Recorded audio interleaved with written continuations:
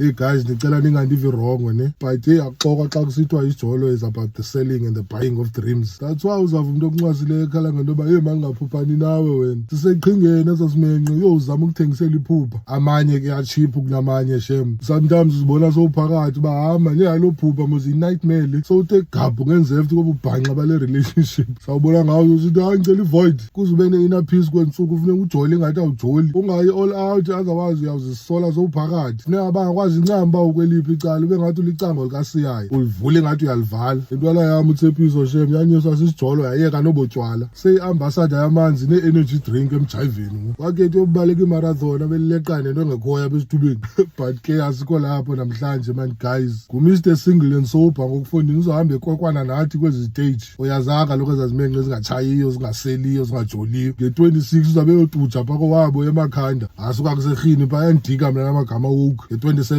use-one room eBhayi. Nge-28 use-King Club eQonce. Bobni ibhanqa betawuni ke obya ungasoze ufane uve ukuthi kwenzeke fuck all pha. Into abayaziyo kumisa ngala Nick's food iqha namaTsheri anempundu ezinkulu nentliziyo ezbandayo but ke asikho lapho namhlanje man guys.